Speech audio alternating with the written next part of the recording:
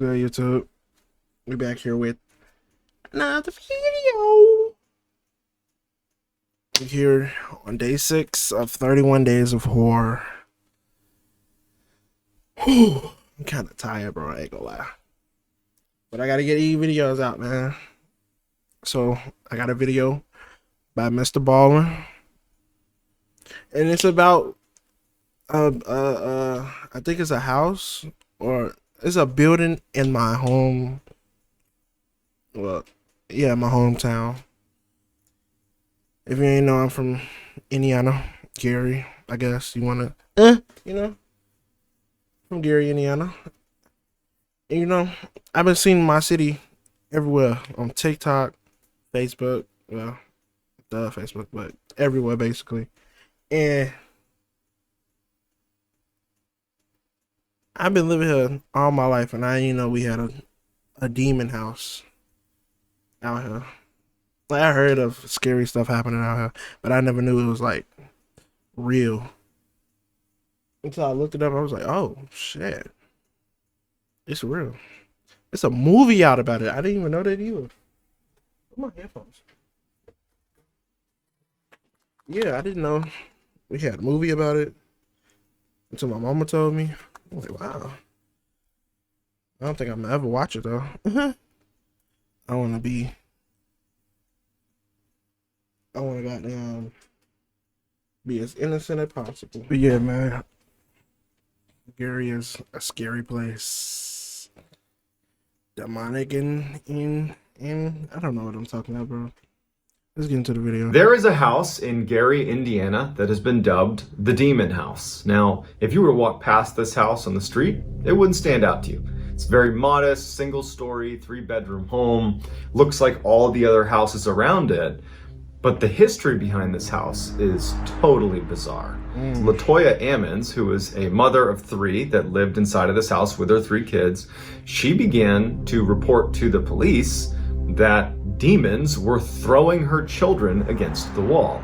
Now, when police got the report that children are being thrown against the wall, their first thought is, you're an unfit parent. And so they sent Child Protective Services and the police to go check out this residence and make sure that she really was a competent parent. They are shocked at what they find. And what they find is documented in a police report. And courtesy of the executive producer of 317 Films, Christopher Geizot, I have a copy of said police report, and when I read through this thing for the first time, I literally wrote him an email and said, this is fake. There's no way this is an actual police report. And he said, no, that's real. It's from the Lake County Sheriff's Department.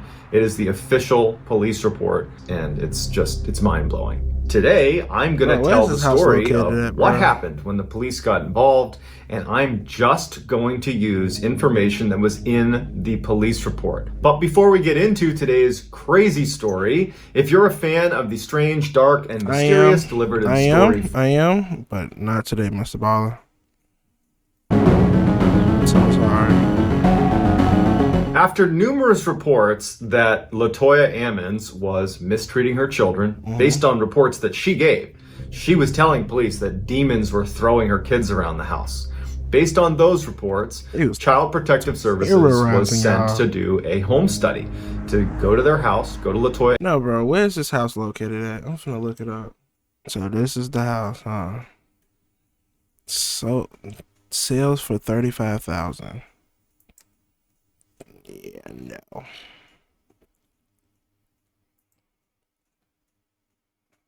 This how I look today. Oh, this shit don't even look like nothing wrong with it. Yeah, I would have stayed so far away from this house. This shit look like a goddamn some possessing it. Bro, Inside Edition had what the fuck? Where was I at? Minding my business. Playing basketball, not even thinking about real life. Ammons' house and make sure it was a safe, clean place for children to be living. In addition to the case manager, her name was Valerie Washington, who was going to be going over to do this home study, the Lake County Sheriff Department also sent over Lieutenant Gruszka, who would be assisting Valerie and watching the home study take place. When Gruszka arrives at the house, he is met with Valerie Washington, also Latoya Ammons, the mother, and her two sons, Andrew, who's 9, and Amante, who's 7, as well as Latoya's mother, so the boy's grandmother. Her name was Rosa. Washington, the case manager, pulls Gruszka aside out of earshot of Latoya and her family, and she starts telling Gruszka about what happened at the hospital 8 days earlier, because she, the case manager, had already begun investigating Latoya Ammons and that whole situation with her kids. 8 days earlier, Washington was at the hospital sitting in a waiting room. Washington was with a psychologist and they were speaking to Rosa, who was the grandmother of these children. In the room was also Andrew, the oldest son, and Amante, the youngest son. And as they're chatting, Amante, the youngest son, stands up and walks to the middle of the waiting room. And his eyes roll back into his skull, and he begins emitting this growling sound that sounded too deep for a boy of 7 years old. The grandmother... I would be shook, terrified. I seen a little nigga just go into a waiting room. He walks in, says, I'm just sitting in the chair, chilling in the waiting room. And I see a little nigga walk in. He stands in the middle of the wait room. Nigga eyes just start rolling back. I'm thinking he having a goddamn seizure. And then you hear him growling like a goddamn, what the fuck growls? I can't even think. He just growling like, oh. And it's a deep growl. This nigga 7. Yeah, no. I'm either gonna goddamn drop kick the nigga. Damn, no. That's damn near my first thought. What the fuck wrong with him? Then he started growling. Yep, drop kick. Bam. And I bet that make him stop. You feel me? Reacted to it like she had seen it before. She got right up, she marched over to him, and she took him by the hands, and she yelled, "You are not you." And she kept saying that, and the boy's eyes are still back in his head, and he's not responding to anything his grandmother's saying. As Rosa is repeating over and over again, "You are not you," Amante begins backpedaling towards a wall behind him. And Rosa holds his hands the whole time. She's holding his hands firmly. He gets to the wall, and instead of stopping, he puts his foot up against the wall. This is a 7-year-old boy, and begins walking up the wall by pressing against Rosa. And she's holding on tight, and he's pressing back at her and using that weight to walk backwards up the wall. The psychologist, is this a real picture? Bro, this can't be real, bro. Bro, hell no, bro. And are just watching in disbelief. Rosa's holding on to him as he walks all the way up to where he's on his tippy toes on the wall. And then he flips forward in front of her and lands on his feet on the other side of Rosa. The psychologist and Washington literally run out of the room. And they go get a doctor and they explain what happened. The doctor comes in, not having any clue what to make of this, and just says to the boy, "Can you do that again?" And can you do it again? Damn, this is a crazy. Damn, that was crazy. But no, what are you getting a doctor for? Go get a priest, a preacher, somebody in church, bro. Get the holy water. Goddamn, prayer ready, and a preacher or a priest, bro. Somebody in church, something. Somebody that can get to the Lord to get that little nigga out there, whatever trance he in. Cause walking on the wall and flipping over your grandmother is diabolical work, bro. And then you went to go get the doctor, like the doctor don't know what to do. Like, let me go. Damn, I just stuttered. Let me go get the doctor. And then the doctor come in and tell you, "Hey, do that again. I want to see you do that again." Like, bro, what, bro? Hey, if you don't start praying or something, this little nigga finna take y'all. What you talking about? Dante, at this point, his eyes are back to normal and he's sitting now next to Rosa. And he says, "What? I didn't do anything." And acted like he had not been walking up the walls. Now, it's not in the report how Lieutenant Gruszka responds to Washington's story about the hospital. I wouldn't even However, respond. the entire police report that I'm pulling all this information from is written by Lieutenant Gruszka at the end of the investigation.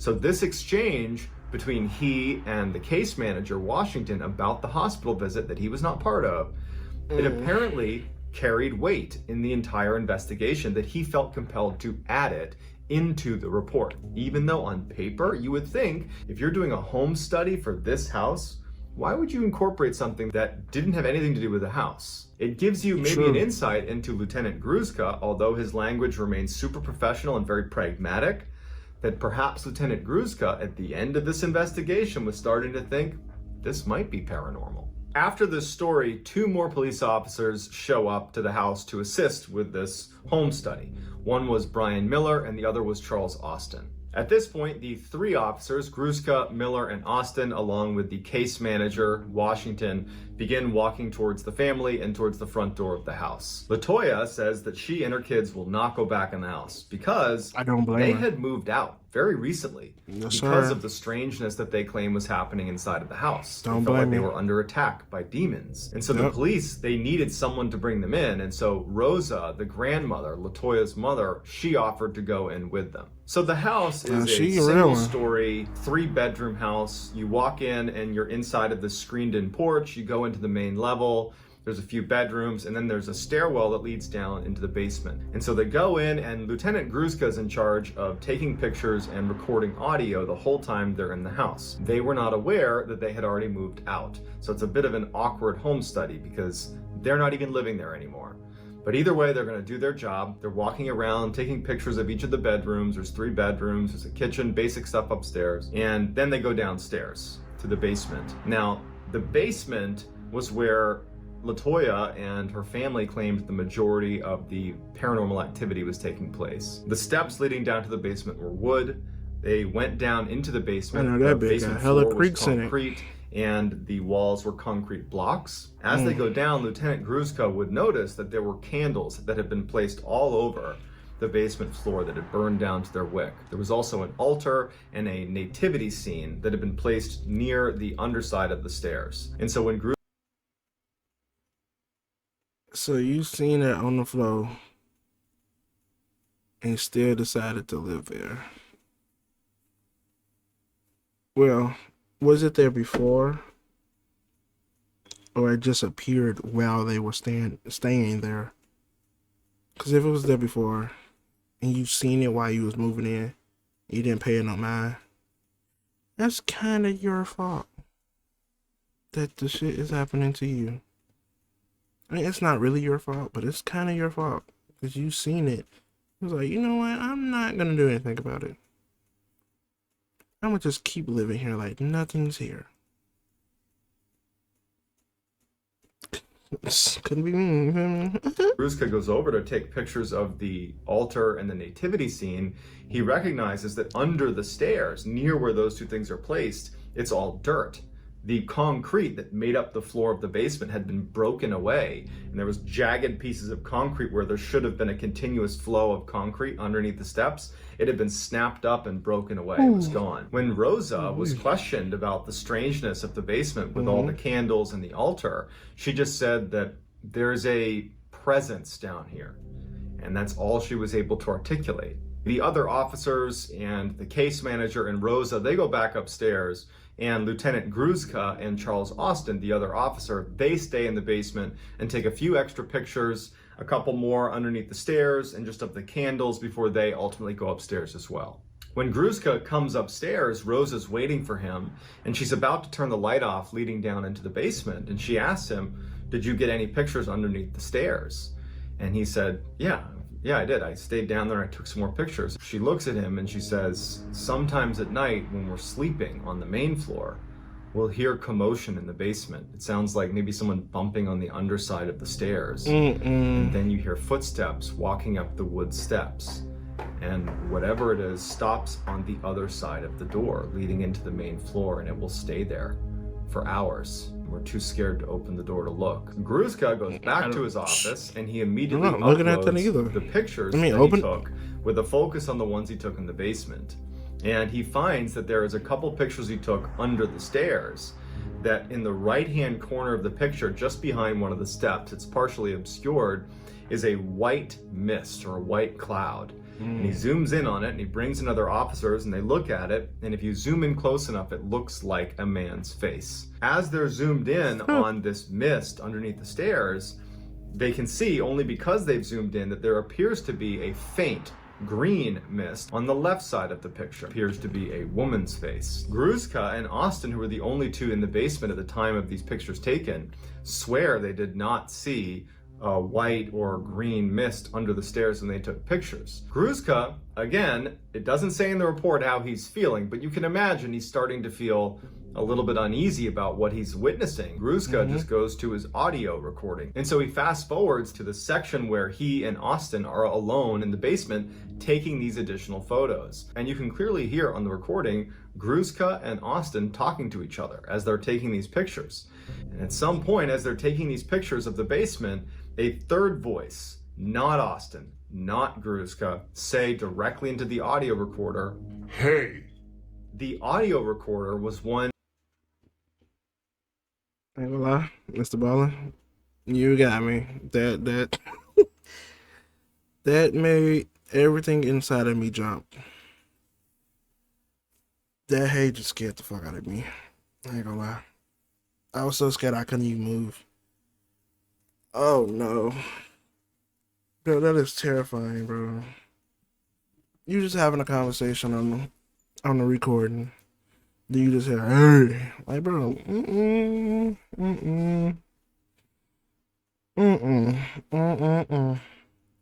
I will cry. I would cry, bro. I ain't, that Gruszka was used to using, and it had never malfunctioned before. And he and Austin were the only ones down there. And so they couldn't explain where the third voice was coming from, and neither could any of the other officers who listened to it. On April 30th, Gruszka set up a meeting with Latoya Ammon's priest, who she was very close with. They were regular churchgoers. This priest, his name was Father Maginot, he had been at the Ammon's residence 5 days before this home visit was done, when Latoya Ammons and her family was still living in that residence. And so Gruszka went to interview him to get a sense of what it was like when they were still living there. Father Maginot said he was there because Latoya had reached out and said, "I don't know what to do," because she's claiming there are demons here. And while they're sitting in the living room on the main floor, one of them, Father Maginot was telling Gruszka that the bathroom light started flickering on and off. And so it was distracting enough that ultimately Father Maginot got up and walked over to the bathroom, and as soon as he went inside, the flickering stopped. And then he'd go back down and sit down, and it would start again. Repeatedly, Father Maginot would get up when it was flickering, he would go in and it would stop, he'd come back and it would start flickering again. So while this is happening and Father Maginot is going back and forth to the bathroom trying to figure out why the light is flickering, Latoya points out that a liquid is forming on one of the window blinds in the room that they were all sitting in. There was this oily liquid substance that was just kind of trickling down the window blinds.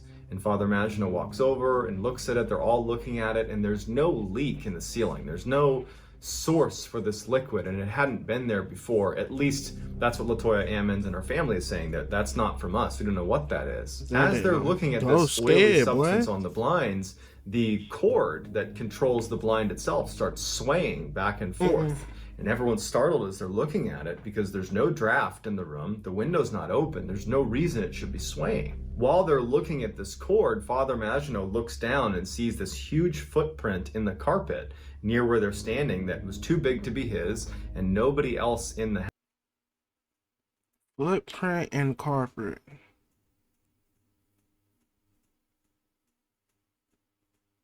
That's last straw. If I was the priest, I'm sorry. We all going outside.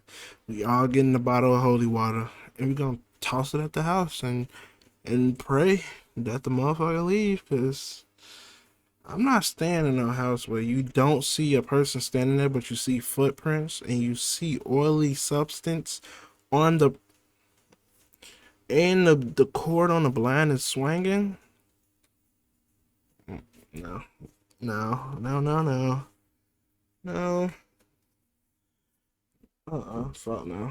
We gonna pray for this house, and I'm gonna pray for you. I'm sorry, cause I can't do it. House had a footprint that was that big. At this point, Father Maginot And doesn't it's think bigger it's than safe for everybody the in family the to be fucking there house. and advises her to leave. And this would actually be the episode that Yes, prompts sir. Latoya Ammons and her family to leave the house and not come back. On May 10th, Lieutenant Gruska, a new Child Protective Services case manager, and a host of police officers go back to the Ammons residence. The Ammons Okay. residence has been unoccupied with all utilities shut off, locked and sealed since the last time they were there, which was on April 27th. So it's a 2-week period that no one has been in the house. But there was a customary follow-up to this house. They had to as part of the home study. When Lieutenant Gruska arrives at the property, outside is Father Maginot, as well as Latoya Ammons, her mother, Rosa, Latoya's 2 sons, Andrew and Amante, as well as a host of police officers. There's a canine unit that's there. Although it's not said explicitly in the report, it would appear that the reason there's all this additional police presence in a canine unit is because there's enough weirdness being reported about the house. There could be, a home invasion situation happening, that somebody else is living in this house. No. Any number of things could be happening, but they can't write off all of the strange testimony about what's happening in the house. And so before they go in for this second home study, they have one of the dogs from the canine unit go into the property and search the property for intruders. Come back Just in case this whimpering. was a home invasion or something like that, they wanted to just check the box. So they send the dog in, the dog comes out, hasn't found anything unusual. And so the police, along with Father Maginot, the case manager, and Rosa, they go back into the house. The main level looked untouched. There was nothing strange happening in the main level when they walked around. Nothing was disturbed. It looked like no one had been here in 2 weeks. So they open the door to the basement, they turn on the light, and a couple weird things happen right away. One, they notice that on the steps, on the wooden steps leading into the basement, there is an oily substance with no clear origin that goes all the way down the steps, snakes around the side, and disappears underneath the stairs. As they begin walking down the stairs, the case manager from Child Protective Services happens to touch a cabinet that had been built into the walls along the stairwell leading down into the basement. And immediately she pulls her hand back. She grabs her pinky and she reacts like something had hurt her. And they ask, "Hey, what's going on?" And she's like, "I don't know, I just touched the cabinet and my hand now hurts. My pinky hurts, it's tingling." And it apparently had turned white. We don't have any images to show that, but her pinky basically had been wounded just from touching this cabinet. And so the officers go down into the basement, they follow this oily trail that goes back under the stairs. And they're thinking to themselves, all the utilities have been turned off. There's no reason there should be any water down here. Not to mention there's no origin for this oily substance. And no one's been in the house for the past 2 weeks. So we can't even account for this by saying that one of the family members might have spilled something. And so even though it's not written into the report that they were scared or that they were considering this could be beyond rational explanation, it's clear from what happens next that everybody there was ready to explore the idea that something was happening underneath the steps, because now the family's claimed there's been something crawling out of there and walking up the stairs at night. You have this strange oily substance coming from the underside of the stairs. You have the white and the green apparition inside of the pictures. Father Maginot suggested that if there was some sort of demonic possession happening in the house, that there's a good chance they would find things underneath the steps that were tied to the family. And so they decide they're gonna dig up the dirt underneath the steps. And so y'all different. Whatever's living there will live there forever, because I'm not digging up nothing at all. Y'all are better than me. That house would be haunted to this day. Unless you burn it and goddamn rebuild it back up. Because, no. No, sir, not me. I'm not digging up nothing. Well, I watch out from outside the house in the car while y'all talk to me on the radio. Because, no, I'm not. Ruska begins digging into this dirt patch under the steps. And he makes it about 2 feet down. And he finds a press-on pink fingernail. He also finds women's underwear. And as he keeps digging, he finds a political pin, like for your t-shirt. He also finds the lid to one of the cooking pots from upstairs. He continues to dig and he finds some trash and miscellaneous papers. And it dawns on the group that someone or something is leaving the basement, going into the main section of the house, taking things from the family, going back downstairs, going underneath the steps, and burying them, and probably has been for some time. And so at some point they stopped being able to dig any farther. The soil was too hard, so they put the soil back and decide to leave the house. As they're leaving the house, Rosa is the last one to leave, and she actually says, "Hey, come over here." And she's standing in that screened-in porch, and she's looking up at the window blinds. On the window blinds in the house is that same, or it appeared to be the same, oily substance trickling down the blinds that matched the description of what Father Maginot had said he had seen when he was visiting the family before and saw liquid coming down the blinds. And so the officers reacted to this by saying, "Rosa, did you do this? Are you responsible for putting this liquid on the blinds?" Man, stop talking. She said no. There was no clear source for this liquid. There was no leak. There was nothing. And so Lieutenant Ruska wipes the liquid off of the blinds and tells everyone to leave the house. For 25 minutes they waited, and then they went back inside to see if there was going to be liquid there, and there was. And Father Maginot would say that after that first time he was there and he saw the liquid dripping down, he did some research, and it's very common over the history of time that if there's any sort of demonic possession in a house, that liquids will ooze from different areas in the house. And it's this oily substance that matches the description of what they just saw. At this point, Lieutenant Gruska and the police tell everyone to vacate the premise. They lock it up and they leave. And that is the end of the police report. Yes, sir. Although not included in this police report, where I pulled all of the story from, Charles Austin, who was the other officer who was in the basement with Lieutenant Gruska when they were taking pictures underneath the steps and they heard that voice on the recorder. Well, Charles Austin actually worked for another police department, the Hammond Police Department, and he took some pictures of the outside of this house during the time that no one was staying at the house. And one of the official police pictures shows a shadowy figure standing in the screened-in porch.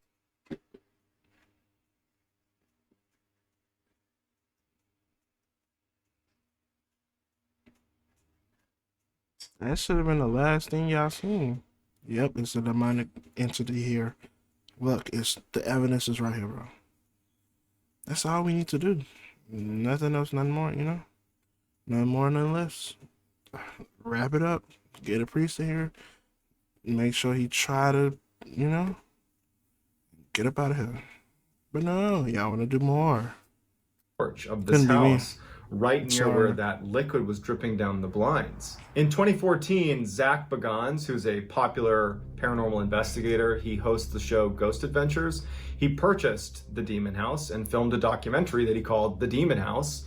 And you can check that out for yourself. And he demolished the house in 2016. So I'd love to get your opinion on this story, because I told it based on information that was available in official police documentation.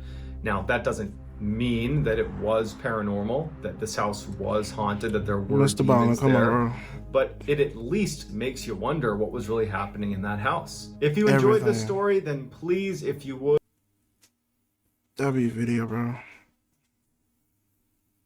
But nah. I'm just talking shit, though. All the shit I was saying about leaving the house, I'm just talking shit. I know the police and shit have to do more than what I was saying.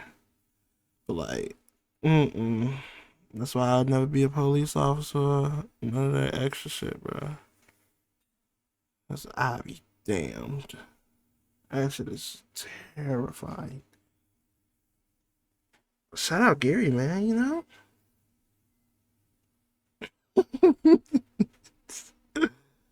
Well, I love my city, but this shit is scary. There's a lot of crazy shit that be going down there. But yeah, man, if you want more videos like that, make sure you like, comment, subscribe, all that good shit.